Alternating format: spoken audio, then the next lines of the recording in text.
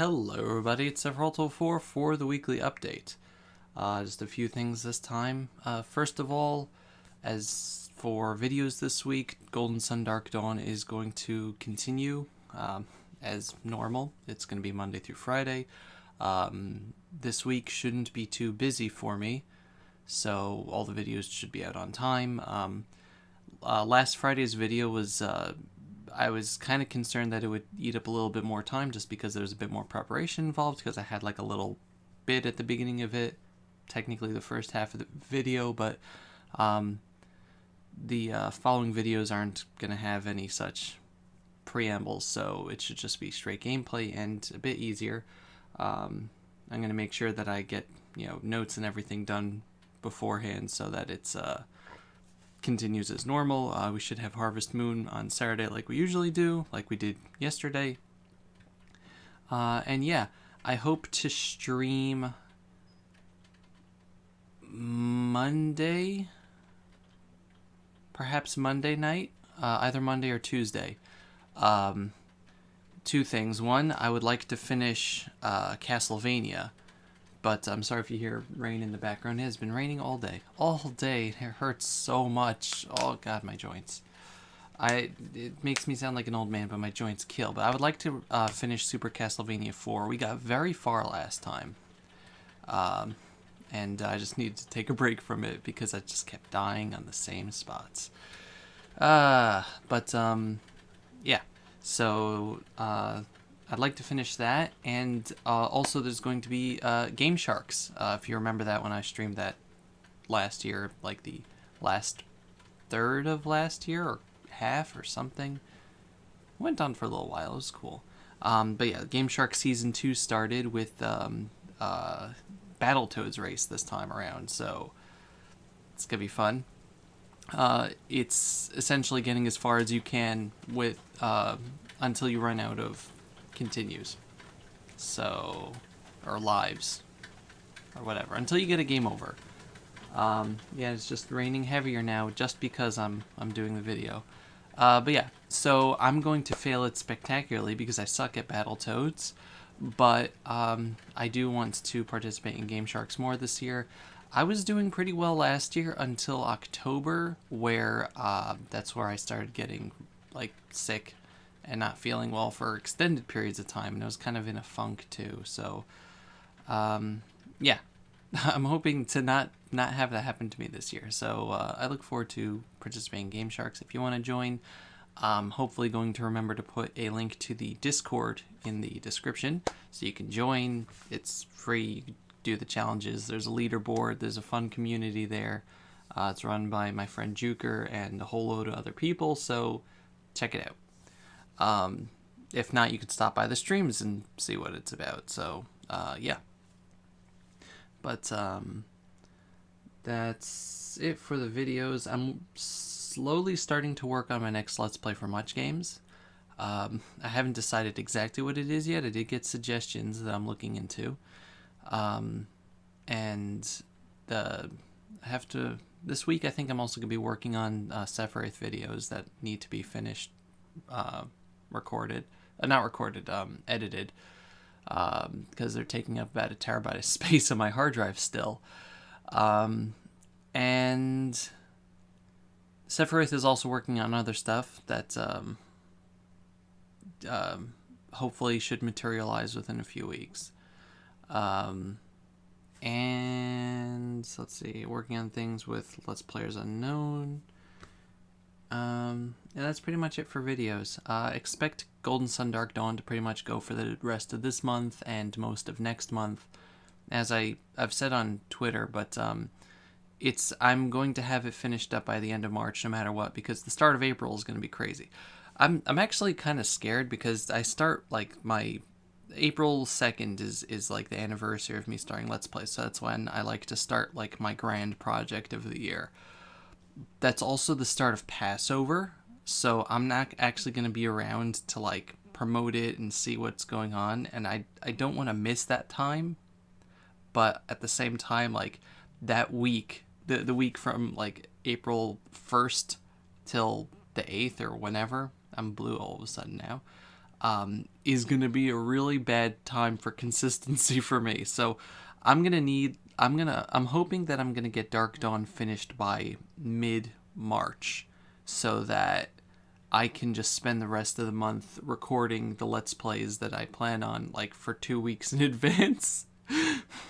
And just having them ready and uploaded and scheduled so that there's no, like, break in anything, because March is gonna be tough for me, honestly.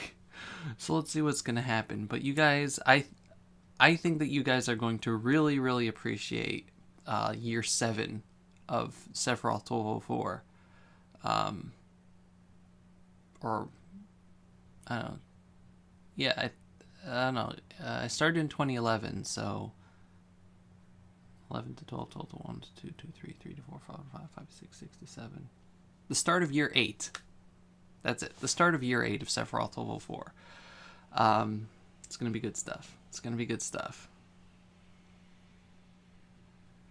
I'm looking forward to it. Like, especially, I'm considering the projects that I'm doing my reward for finishing Dark Dawn and getting it over with and out of my life again.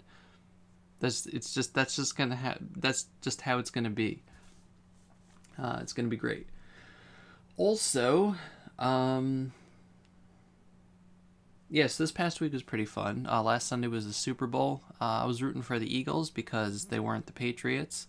My doctor was very happy that they won. But that was a heck of a game. In fact, it was even a hell of a game. The halftime show kind of sucked, but the commercials were, for the most part, good. There weren't any that I kind of just went, in terms of, like, insurance companies killing children this year. So if you want context for that, you have to look that up yourself. But yeah, it was pretty good. Let's see, Fire Emblem Heroes got a new banner with a new Hector, and I got that, and he's cool. And yeah, other stuff happened this week. SpaceX launched their new Falcon Heavy rocket, which is like the biggest rocket ever.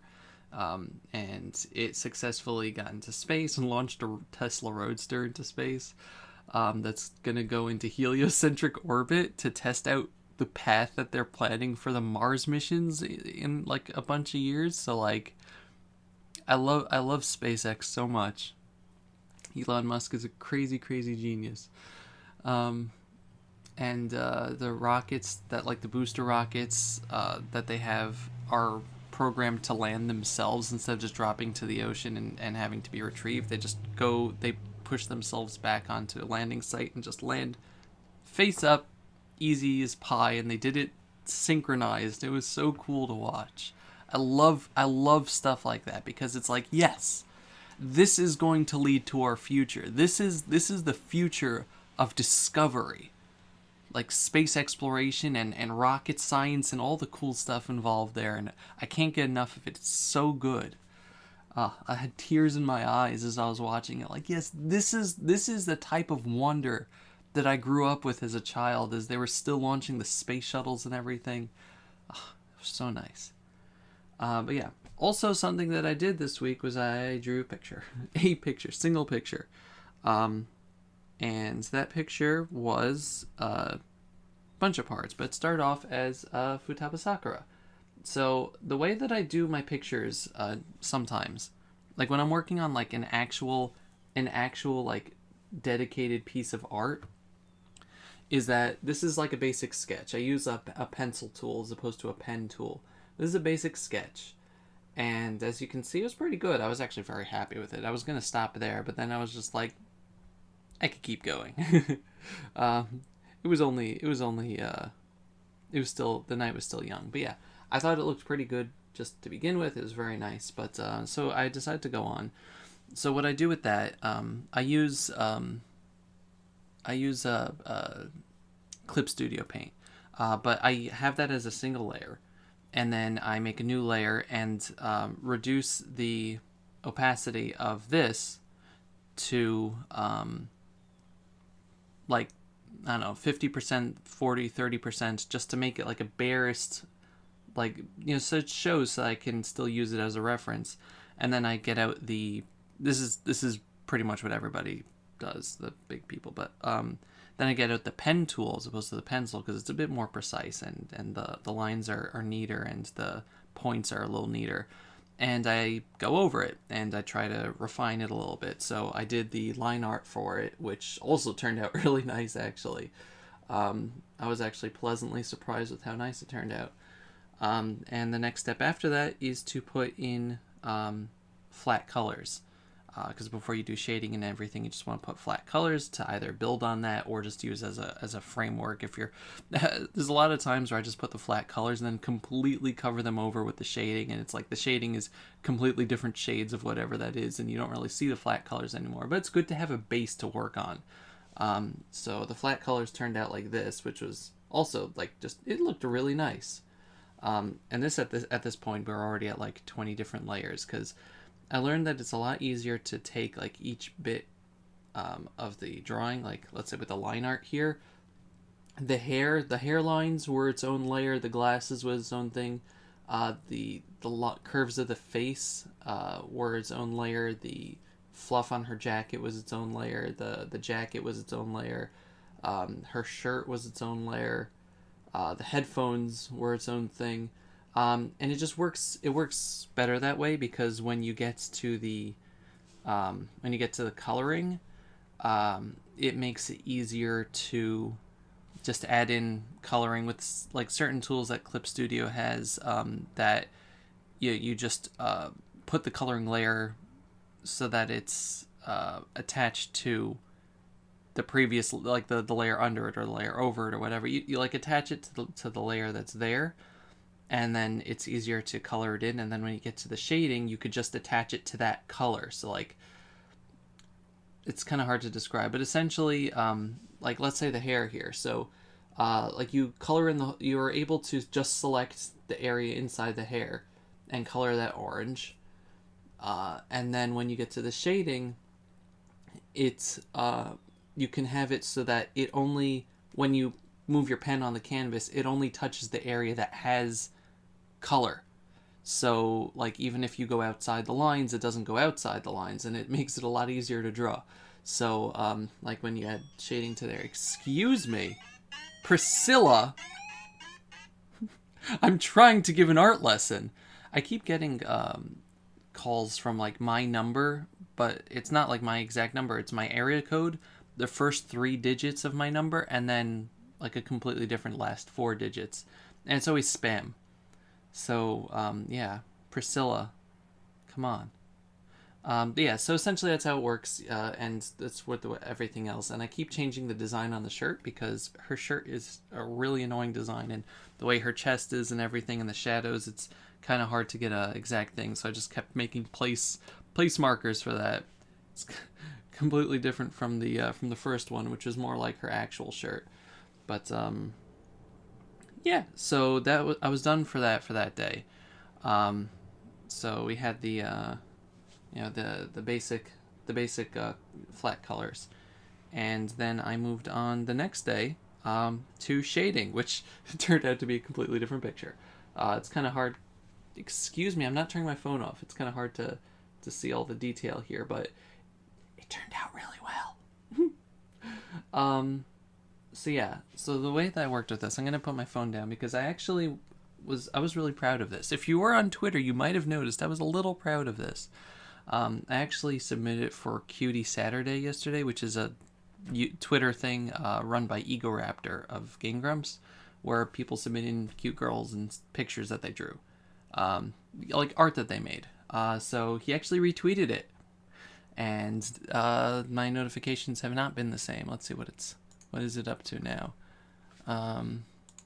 Is currently up to 36 retweets and 211 likes. And the original picture that I posted is 14 retweets and 33 likes. So, but yeah, I went and got it printed out because, as I told you guys, there's a place nearby that I can have prints done. I printed out a few other things, but they're mostly just like smaller versions of the MagFest pictures that I made. But yeah, that's like the one I made for Emil and the one I made for John. These are like just 4x6s, which actually isn't the canvas size. I made a smaller version of this to put away. The big one is going up on a wall. But I just make smaller versions of that just to have a physical copy to keep in a folder just as a record, just in case I lose the picture online or something. But yeah, so here's the larger one. I just like the hair had a lot of detail. There's like a little line that I made across the hair for like a sheen. I like how the glasses came out. The eyes have like nice shading. I'm going to talk about this just as a picture. I know that I'm tooting my own horn up the wazoo, but it's a mental image. But yeah, I'm really proud of this. I like how the shirt shading came out. I think I got just the chest shape and everything. I really like how the coat came out with the little fuzzy parts and stuff. That was not easy to do, and I kind of hoped it would work. The jacket isn't the best, but I'm still working on how to figure out how clothing works, so I give myself a little credit there. I just really like how like the skin shading is and stuff like that. Obviously the background is its own thing. I just had to use a star tool for that. It was kind of easy, but I particularly like the hair and the skin shading. But yeah, I think it worked out really nicely, and this is going up on my wall. I'm hanging this up because I'm proud of it, and it is very important to be proud of your work, honestly. Like, I know that some people like are really, really critical of the stuff that they do, whether it's videos or art or whatever it is that you do in life. It's important to find things to be proud of that you personally have done, because, and try to make it like something physical. Like, that's why one of the reasons why I printed this out is because this is now a physical piece of art that I myself made from scratch. Yes, it was based on the official art from Futaba Sakura and Persona 5, but I made this entire picture from scratch. There was a blank canvas at the start here, and I am proud of that because it is something that I did. And I can look at this when I'm feeling disgusted with myself, and I can say, look, Dovey, that is something that you physically did, which is why I also have this wall of art here that's mostly mine, except for like Tyrannitars, which are Christy drew. But because I can look at those, and it stokes my ego, but having an ego isn't the worst thing. Just having a big ego might be bad, but I'm able to take a look at these things and see that I have created something that I personally find of value, and it physically exists now.